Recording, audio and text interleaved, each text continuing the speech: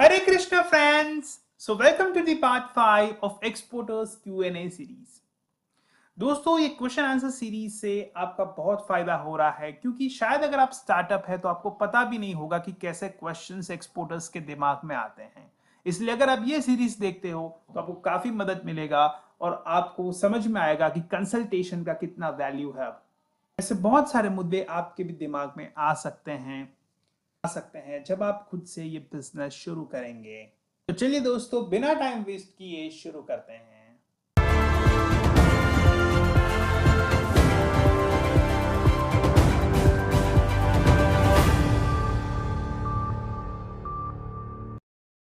तो पहला मुद्दा शुरू करते हैं, ईसीजीसी का है। What are the key requirements of credit insurance. देखिए दोस्तों, शायद अगर आप स्टार्टअप हैं तो आपको पता शायद नहीं होगा कि अभी के टाइम पे जब आप ईसीजीसी कवर लेने जा रहे हो या क्रेडिट इंश्योरेंस लेने जा रहे हो तो कंपनियां इतनी आसानी से आपको सिक्योरिटी कवरेज नहीं देती और ये आपका बैकबोन है, राइट। क्योंकि अगर आपको एक्सपोर्ट करना है, सरकार का सिक्योरिटी रहेगा तो आप ये चीज एक सेफ तरीके से कर सकते हो। अगर सरकारी सपोर्ट आपको नहीं रहेगा या फिर कोई प्राइवेट क्रेडिट इंश्योरेंस कंपनी अगर आपको स्टार्टअप को सपोर्ट नहीं देगी तो आपके लिए एक्सपोर्ट बहुत रिस्की हो जाएगा, ठीक है।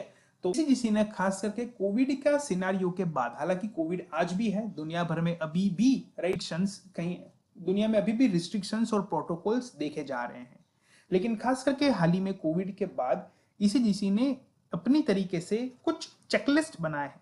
अगर आप क्राइटेरिया फुलफिल करते हैं तो ही आपको गवर्नमेंट ईसीजीसी कवर देगा, वरना आपको क्रेडिट इंश्योरेंस लेने में दिक्कत आएगी। तो क्या है वो की रिक्वायरमेंट्स जो मेजॉरिटी ऑफ स्टार्टअप्स को क्रेडिट इंश्योरेंस कंपनियां बताती है और वो मेल भेजती है कि ये चीज आप प्रोवाइड करें, फिर जो है हम आपको कवर देने का सोच सकते हैं। उसमें सबसे पहला आता है bank statement for last 1 year. फिर प्रॉफिट एंड लॉस स्टेटमेंट भी मांगा जाता है, ये भी आप अपने सीए से प्रोवाइड करवा सकते हैं। फिर बायर डिटेल्स, परचेस ऑर्डर आपसे डिमांड किया जा सकता है, ये तो आपको देना पड़ेगा क्योंकि बायर चेक करने के बाद, उनका क्रेडिबिलिटी चेक करने के बाद ही कोई आपको सिक्योरिटी ऑफर कर सकता है। आपके सारे रजिस्ट्रेशन सर्टिफिकेट्स की रिक्वायरमेंट होगी, जैसे सारे केवाईसीज हो गए। फॉर एग्जांपल आपका पैन कार्ड, आपका आईईसी कोड, आपका जीएसटी कोड, आपका सीएमसी, ये सारा चीज आपसे पूछ सकते हैं। Proof of physical location of office, आपको यहां पर फिजिकल ऑफिस चाहिए, राइट। ये मेजोरिटी ऑफ स्टार्टअप्स को बताया जाता है कि अगर आप घर से बिजनेस कर रहे हो, पुअर लोकेशन है, तो आपको कवर लेने में दिक्कत आ सकती है। So you need to have a physical office, तभी जाके आपको क्रेडिट इंश्योरेंस मिल सकता है। तो ये भी पूछा जा रहा है, राइट, इसलिए मैं यहां पर मेंशन कर रहा हूं। Last but not the least, आपका डिजिटल प्रेजेंस का रिक्वायरमेंट चाहिए, यानी कि आपका वेबसाइट, आपके सोशल मीडिया अकाउंट्स, ये भी आपको शो करना पड़ेगा। तो पहले स्टार्टअप्स काफी ऐसे थे जो बिना कोई वेबसाइट किए भी आईसी कोड लेके मार्केट में घूमते थे, लेकिन उनको ध्यान रखना है कि हमको हमारा वेबसाइट भी बनवाना है, हमारा डिजिटल प्रेजेंस भी अच्छा होना चाहिए, फिर जाके हमको सिक्योरिटी कवरेज मिल सकता है। आता है what is article 35 in UCP in letter of credit. UCP uniform custom and practices, जिसके रूल्स के अंतर्गत सारे बैंक्स आते हैं और ये एलसी का रूल्स एंड रेगुलेशंस फॉलो किया जाता है। उसमें आर्टिकल 35 एक बहुत इंपॉर्टेंट रोल प्ले करता है। तो पहले समझ लेते हैं कि आर्टिकल 35 क्या है। तो आर्टिकल 35 ऐसा कुछ बताता है, a bank assumes no liability or responsibility for the consequences arising out of delay। यानी कि यहां पर बैंक क्लियरली अपने हाथ ऊपर कर रहा है और बता रहा है कि भाई हमारा कोई जवाबदारी या हमारा कोई रिस्पॉन्सिबिलिटी नहीं है अगर डीले होता है, किस है, लॉस इन ट्रांजिट होता है, अदर प्रकार के एरर होते हैं मैसेज भेजने में, डॉक्यूमेंटेशन भेजने में, तरीके का एरर के केस में बैंक जो है अपना हाथ ऊपर कर देगा। इसमें क्या है, इस केस में क्या है, स्टार्टअप को इस क्लॉज की वजह से रिस्क हो सकता है। तो यहां पर देखिए दोस्तों, समझने की बात यह है कि जरूरी नहीं है कि आप ये क्लॉज के अंतर्गत काम करें, आप इसको रिमूव भी करवा सकते हैं। और काफी सारी एलसीज मैंने ऐसी देखी है जहां पर क्लियर लिखा होता है कि आर्टिकल 35 को हटाया जा रहा है, हम इसको अप्रूव नहीं करते हैं।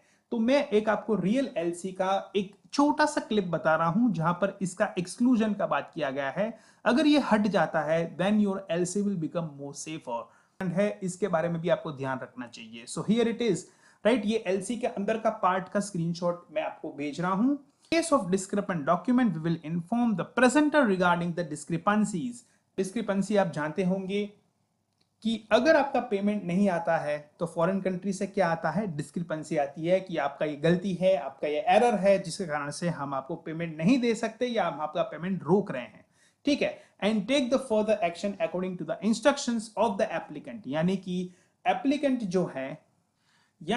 एप्लीकेंट के डायरेक्शन में एक्सपोर्टर को काम करना रहता है। बायर, अगर बायर एप्लीकेंट यानी कि आप बायर या इंपोर्टर समझ सकते हो, तो अगर बायर के टर्म्स एंड कंडीशंस में फॉलो एलसी नहीं हो रहा है, डॉक्यूमेंट उस कंडीशंस में नहीं है, पेमेंट रुक सकता है।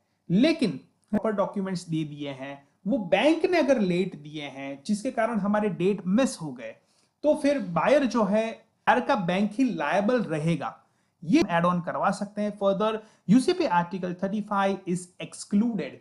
ठीक है, ये आर्टिकल एक्सक्लूड हो चुका है, ये इंक्लूड नहीं है, राइट। अगर ये हम करवा देते हैं तो फिर बैंक का लायबिलिटी रहेगा। बैंक कुछ भी डीले करता है, कोई स्विफ्ट मैसेज भेजने में, कोई डॉक्यूमेंट्री पार्ट को डीले भेजने में, जिसके कारण से एक्सपोर्टर को नुकसान ना हो, तो ये चीज आप एड ऑन करवा सकते हैं अपने एलसी में।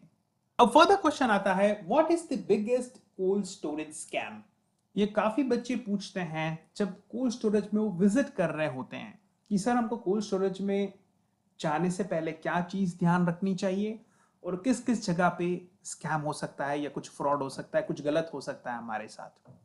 तो दोस्तों यहां पर मैं ऐसा केस डिस्कस करने जाने वाला हूं जो बहुत सारे स्टार्टअप्स के साथ हुआ है लेकिन उनको पता भी नहीं चला है, राइट। और ये आज की डेट में भी हो रहा है और लगभग छोटे से बड़े सारे कोल्ड स्टोरेज ऑलमोस्ट, राइट, सभी को मैं ब्लेम नहीं करूंगा, लेकिन यहां पर इस तरीके का चीटिंग हो रहा है।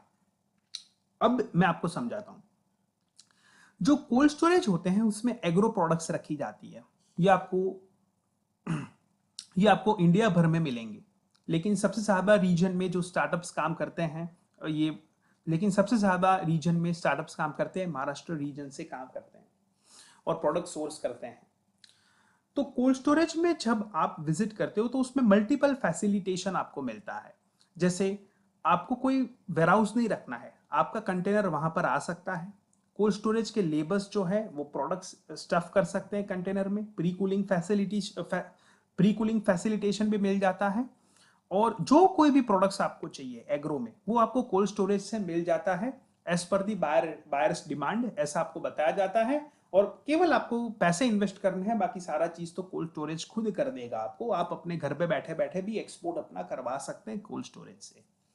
लेकिन स्टार्टअप्स जो है वो इतने तो क्यूरियस हुए हैं कि हमको हर चीज शुरुआत में बैठे बैठे नहीं करानी है वरना हमारे साथ चीटिंग हो सकता है, इसलिए स्टार्टअप कोल्ड स्टोरेज विजिट भी करते हैं। ठीक है, लेकिन विजिट करने के बावजूद भी उनके साथ स्कैम हो जाता है, राइट। और क्या होता है ये समझना है। एक्चुअली कंटेनर स्टफिंग जो है it may take some time, waiting भी होगा, फिर उसका कंटेनराइजेशन होगा, फिर आपका सामान पोर्ट तक ले जाएगा, फिर एक्सपोर्ट होगा। अब इसमें होता क्या है कि स्टार्टअप्स वहां पर जाके कोल्ड स्टोरेज में डिस्कस करते हैं कि कौन सा टाइम पे मेरा कंटेनर स्टफ होगा। ठीक है, तो कोल्ड स्टोरेज में बताया जाता है ठीक है कोई बात नहीं, जाता है कि आप अपने अभी रूम पे या होटल पे जा सकते हैं, आप कल सुबह 10 बजे आइएगा, 10 बजे हम आपका स्टफिंग शुरू करेंगे। ठीक है, स्टार्टअप्स जो है नहा धो के 10 बजे पहुंचते हैं कोल्ड स्टोरेज में और चेक करते हैं तो उनका स्टफिंग ऑलरेडी स्टार्ट हो चुका होता है। हियर इज दी और यहां पर आपके साथ स्कैम हो जाता है, राइट। क्योंकि जो आपका कंटेनराइजेशन पहले से ही स्टार्ट हो गया उसमें 10-20% जो कंटेनर आपका स्टफ पहले से हो चुका है। अब स्टार्टअप ये फेस में नहीं होता कि वो सारा बक्सा चेक करे, ठीक है, क्योंकि ऑलरेडी 25% या 20% स्टफ हो चुका है और ये कोल्ड स्टोरेज के लोग पहले से ही काफी स्टार्टअप्स के पहले से ही कंटेनर स्टफ करा देते हैं। तो स्टार्टअप जब पहुंचते हैं उससे पहले उसके कंटेनर फिल होने शुरू हो जाते हैं। स्टार्टअप्स को तो लगता है कि ठीक है मेरा समय बच गया, अच्छी बात है, मेरा कंटेनर जल्दी से फिल हो जाएगा।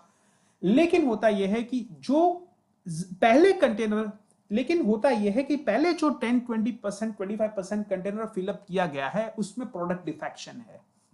और ये कोल्ड स्टोरेज जिनको चलाना है, जिनके प्रोडक्ट्स हैं, राइट, उनको भी स्टॉक क्लियरेंस करना होता है, ठीक है। तो पूरा कोशिश करते हैं कि जो प्रोडक्ट बिगड़ रहा है या थोड़ा पेरिश हो रहा है वो हम स्टार्टअप्स को दे दें, ठीक है। जो नए नए स्टार्टअप्स है, हालांकि पूरा खराब माल नहीं देते, एक कंटेनर में खराब माल जो होता है 10-20% आपको होता है। फिर अगर खराब सप्लायर है तो आपको ज्यादा खराब दे सकता है, ठीक है। लेकिन ये जो थोड़ा सा खराब आपको प्रोडक्ट मिला हुआ है, ये आपका प्रॉफिट को खराब कर देगा, आपकी क्रेडिबिलिटी को खराब कर देगा। फिर आप ये कंटेनर फॉरेन में शिपमेंट करोगे, वो माल पूरा खराब हो गया होगा और बाहर के साथ आपका रेपुटेशन खत्म और प्रॉफिट भी खत्म, आप सीधे लॉस में चले जाओगे, ठीक है। और आपका बिजनेस और इट इज ऑलमोस्ट सर्टेन कि आप शायद अपना बिजनेस भी बंद कर दोगे। तो ये खास करके आप ध्यान रखिए कि कोल्ड स्टोरेज में जो बिगेस्ट स्कैम, वैसे तो काफी सारी चीजें इसमें देखने की है, लेकिन यहां पर चर्चा बिगेस्ट ही आ रही है, तो बिगेस्ट यही है कि यहां पर समझने की बात यह है कि कोल्ड स्टोरेज का मतलब केवल ये नहीं है कि हमको वहीं से लेना पड़ेगा, वहीं से स्टफ कराना पड़ेगा। आप अपने प्रोडक्ट्स, अपने फार्म के प्रोडक्ट्स, आपने या तो फिर कोई सप्लायर से लिए गए प्रोडक्ट्स आप कोल्ड स्टोरेज में दे सकते हो। आप अपने बक्से भी सप्लाई कर सकते हो, केवल आप उनके लेबर्स यूज कर सकते हो और उनका कोल्ड स्टोरेज फैसिलिटेशन यूज कर सकते हो और आप अपना एक्सपोर्ट्स वहां से करवा सकते हो। तो जरूरी नहीं है कि सारा चीजें कोल्ड स्टोरेज का करवाए, इससे आपका कॉस्टिंग भी और बढ़ जाएगा, right. You can also try to mitigate और reduce the costing system knowledge. Question आता है, are both Lord Krishna and Lord Ram same?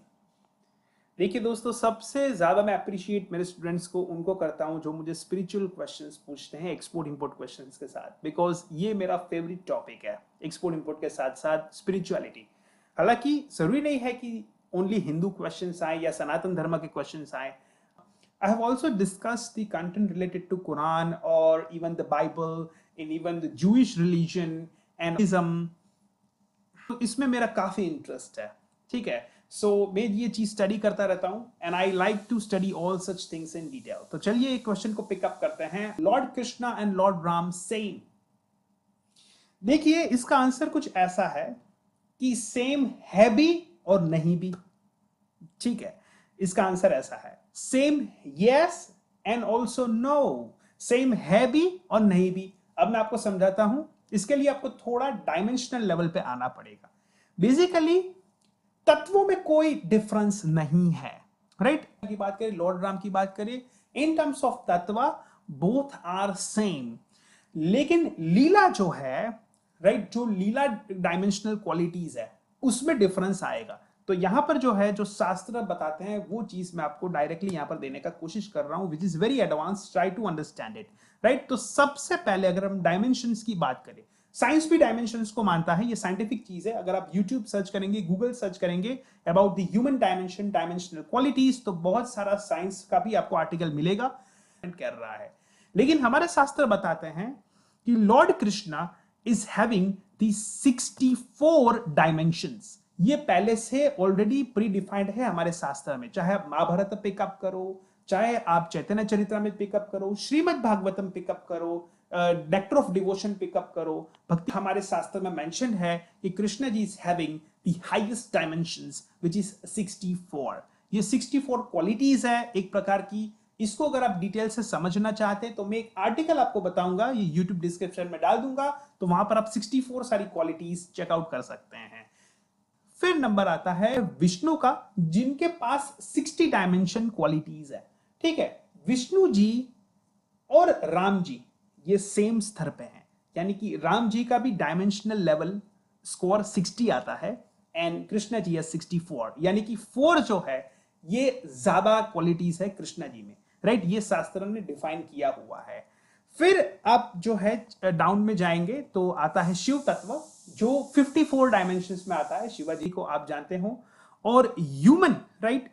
और फिर आता है जीव तत्व, जीव तत्व में 50 डायमेंशंस होता है।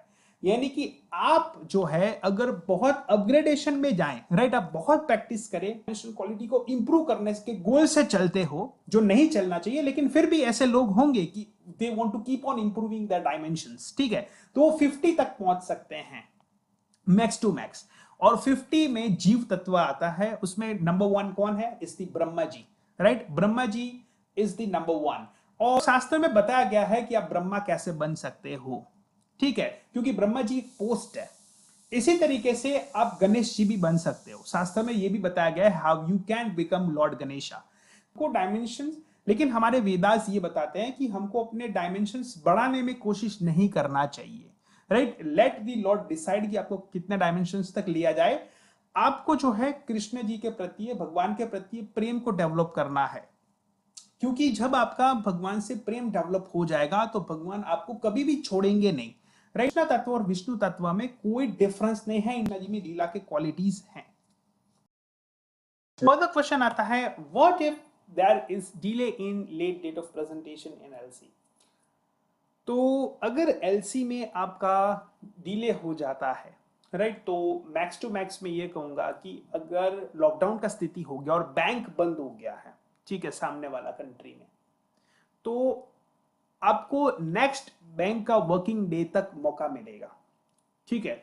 अगर मान के चलिए कि आपका 1 जनवरी लेटेस्ट डेट ऑफ प्रेजेंटेशन था, लेकिन सामने 1 जनवरी से पहले ही बैंक डाउन हो गया, ठीक है, वर्क नहीं कर रहा है लॉकडाउन की वजह से या जो कुछ भी इश्यू है, तो नेक्स्ट वर्किंग डे, एक वीक बाद, एक महीने बाद जब भी बैंक ओपन हो रहा है, तो वर्किंग डे में भी आपका एलसी वैलिड रहेगा, राइट। तो ये इतना चिंता का विषय नहीं है। क्वेश्चन आता है, what is transshipment in letter of credit. देखिए, ट्रांसशिपमेंट का मतलब बेसिकली ये होता है कि कंटेनर आपका जो फॉरेन कंट्री में एक्सपोर्ट होता है वेसल में, तो वेसल कहीं स्टॉप करता है, कंटेनर उसमें से उतरता है, फिर वापस कंटेनर उसमें चढ़ता है और फिर वो फॉरेन कंट्री में जाता है। तो ट्रांसशिपमेंट कुछ भी नहीं बल्कि एक लॉजिस्टिक मैनेजमेंट है, राइट। किसी कंट्री में वेट होता है, वहां पर कुछ कंटेनर चढ़ जाते हैं, वहां पर कुछ उतर जाते हैं, और इस तरीके से सिलसिला चलता रहता है। तो अगर आपका वेसल चेंज नहीं हो रहा है, ठीक है, अगर आपका वेसल सेम है, तो आपका अगर कंटेनर उसमें उतर के वापस चढ़ भी गए, तो एलसी के व्याख्या, एलसी का जो टर्म्स एंड कंडीशंस है उसके रूल्स के अंतर्गत आपका ये ट्रांसशिपमेंट माना नहीं जाएगा। ट्रांसशिपमेंट तब माना जाएगा जब आपका वेसल चेंज हो, राइट, या फिर आपका मोड ऑफ ट्रांसपोर्टेशन चेंज हो, जैसे मल्टी मॉडल में होता है, पहले आधा वेसल में गया, फिर जो है वहां से एयर शिपमेंट करवा दिया, राइट, एक कंट्री में स्टॉप रह के, तो ये ट्रांसशिपमेंट एलसी मानेगा, एलसी में माना जाएगा। अगर आपका जो वॉयज है, अगर आपका जो वेसल है वो चेंज नहीं हो रहा है, सेम वेसल से फॉरेन कंट्री में पहुंच रहा है, भले ही वो 10 बार बीच में रुका, ठीक है, और सामान उतरा चढ़ा, वो आपका ट्रांसशिपमेंट नहीं माना जाएगा, राइट। तो अगर बायर ने ट्रांसशिपमेंट आर नॉट परमिटेड में टिक लगाया हुआ है आपके एलसी में, तो भी आपका एलसी प्रॉपर्ली एग्जीक्यूट होगा ऐसे कंडीशन में। फर्दर क्वेश्चन ये है कि how to reduce the freight cost of agro products export to Nepal. अगर नेपाल हम कर रहे हैं तो हम फ्राइट कॉस्ट को कैसे घटाएं एग्रो प्रोडक्ट्स में। तो देखिए दोस्तों, एग्रो प्रोडक्ट्स का एक सरकारी स्कीम है एक्सपोर्ट के लिए, वो है TMA, transport and marketing assistance scheme. उसमें उसके अंतर्गत हमको फ्राइट में सब्सिडी मिलती है, ठीक है, लेकिन नियर बाय कंट्री में खास करके ऑनियन पोटैटो के लिए नेपाल में ये नहीं मिल पा रहा था। तो और प्लस क्या है कि वो जो एक्सपोर्ट का सब्सिडी था उसमें एक लिमिटेशन भी है। लिमिटेशन ये है कि उसमें लोकल लॉजिस्टिक्स जो है आपका, वो उसमें कवर्ड नहीं हो रहा है। उसमें जो आपका फ्राइट है, राइट, सी फ्राइट, वो है तो एयर फ्राइट उसमें कवर हो रहा है। तो और अगर हम एफओबी में शिपमेंट करते हैं तो वो उसमें नहीं मिलता है, हमारा सीआईएफ का शिपमेंट होने से हमको उसमें बेनिफिट मिलता है ऑफ द फ्राइट। तो यहां पर जो है गवर्नमेंट ने एक स्कीम निकाली है जिनका नाम है ऑपरेशन ग्रीन स्कीम। इसका मैं लिंक और इनका एक पीडीएफ फाइल है वो मैं आपको यूट्यूब डिस्क्रिप्शन में दे दूंगा, आप आराम से पढ़िएगा। उसमें भी कोई आपकी डाउट क्वेरीज है तो मैं आपको उसमें सॉल्व करने में हेल्प करूंगा। ये बेसिकली नियर बाय कंट्री के लिए बहुत यूजफुल है, हालांकि उनमें बेनिफिट आपको बॉर्डर तक मिलेगा, राइट, इंडियन बॉर्डर तक आपको बेनिफिट मिलेगा। फ्राइट का सब्सिडी 50% तक का है आपका। यहां पर स्टोरेज अगर आप सामान करते हो अप टू 3 मंथ्स तो उसमें भी सब्सिडाइज तो उसमें भी गवर्नमेंट ने सब्सिडी दी गई हुई है। तो ये जब लॉन्च स्कीम किया गया था तब ऑनियन, पोटैटो, टोमेटो के लिए था, लेकिन अब ऑलमोस्ट सारे प्रोडक्ट्स के लिए गवर्नमेंट ने ओपन कर दिया है। ये स्कीम्स के बारे में डिटेल्स है, आप पढ़ सकते हो। यूट्यूब डिस्क्रिप्शन में मैंने इसका लिंक डाला हुआ है जहां पर आप अप्लाई भी कर सकते हो ये स्कीम्स के लिए ऑनलाइन, और उनका पीडीएफ फाइल भी है। यहां पर मैं मुख्य तौर पे इसमें डॉक्यूमेंटेशंस क्या क्या चाहिए होंगे ऑपरेशन ग्रीन स्कीम में क्लेम लेने के लिए, वो मैं आपको बताने का कोशिश करूंगा। आधार और पान कार्ड का रिक्वायरमेंट होगा, फार्मर का डिटेल्स चाहिए होगा, जैसे हम यहाँ पर गुजरात में 60/8 का दाखला होता है, वो डिटेल्स है, उसके केवाईसी है, राइट, उसके फार्म डिटेल्स है, वो चीज आपको रिक्वायरमेंट रहेगा। परचेस एंड ट्रांसपोर्टेशन और स्टोरेज इनवॉइस के जो आपके ई वे बिल है, परचेज का जो बिल है, या आपके स्टोरेज किया हुआ है उसका जो बिल है, वो आपको यहाँ पर शो करना पड़ेगा। ऑल सपोर्टिंग ट्रांसपोर्ट डॉक्यूमेंटेशंस, इसमें आपके वेब ब्रिज आ गया, फिर आपका जो टोल आता है उसके जो रिसीट्स हो गए, ये सारा चीज आपको रिक्वायरमेंट रहेगा। इसके साथ साथ में आपको वीडियोग्राफ भी देने चाहिए गुड्स लोडिंग और अनलोडिंग के पर timing, so that this will assist you to get the claim.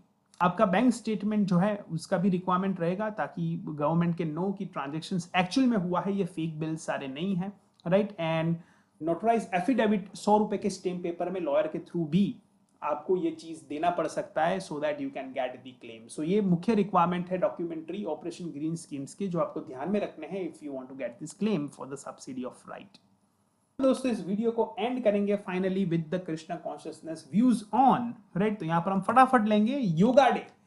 देखिए योगा तो, ये डे तो बहुत अच्छी बात है, होना चाहिए, लेकिन योगा किसके लिए करना है, राइट। ये तो लोग भूल गए, ये भूलना नहीं चाहिए। लोग योगा किसके लिए करना है, ताकि आप भगवान से कनेक्ट हो सके और आप कृष्ण जी को अचीव कर सके, राइट। यही बताया गया है भगवत गीता में। योगा जो है वो आपका शरीर फिट करना सेकेंडरी चीज है, लेकिन आप अच्छा भक्ति कर सके उसके लिए योगा और शरीर को फिट रखने की बात है, ये मेन पर्पस है। और सारे योगा आपको जो सिखाए गए थे वो कृष्ण जी के द्वारा थे। जो पतंजलि का किताब भी आप पढ़ोगे ग्रंथ, तो उसमें भी यही है कि आपको विष्णु जी के लिए, कृष्ण जी के लिए योग करना चाहिए।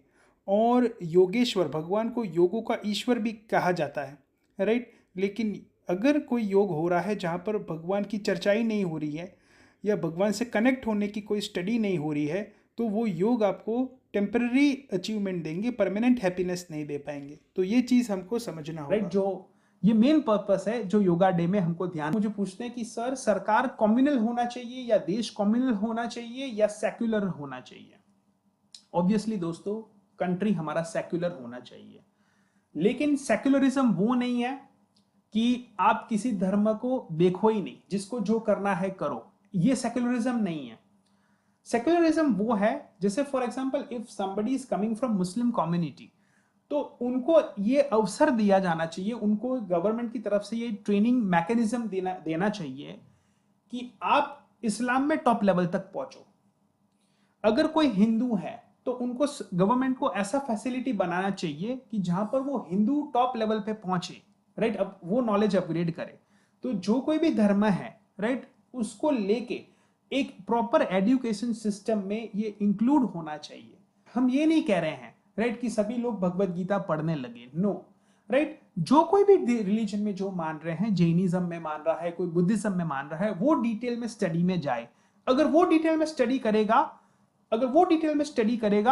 तो ऑटोमेटिकली वो अपग्रेड होगा। जैसे मैं मेरा खुद का एग्जांपल दूं तो मैं पहले हनुमान जी में बहुत विश्वास करता था, आज भी करता हूं, लेकिन आज की डेट में मैं हनुमान जी को as a Guru, as my mentor, right, कि वो जो राम भक्ति कर रहे हैं जी का, तो हनुमान जी का मैंने स्टडी काफी करने का कोशिश किया। मैं उनके काफी बुक्स रीड किए, लेकिन उनके बुक्स जो हैं वो छोटे थे, कुछ बुक्स बड़े थे, लेकिन उनका नॉलेज मैंने कंप्लीट कर लिया।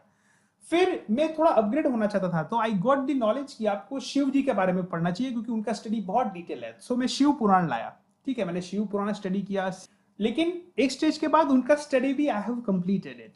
तो उनका स्टडी जब मैंने कंप्लीट किया, फिर right I got to know that Krishna consciousness is also there, right. So फिर मैंने वो कृष्णा जी के बारे में स्टडी पूरा का पूरा करना शुरू किया, and then I got the advance level knowledge. So कहने का मतलब क्या है कि कोई भी लोग जो है अपने नॉलेज इंप्रूव करना चाहिए और टॉप लेवल पे पहुंचना चाहिए।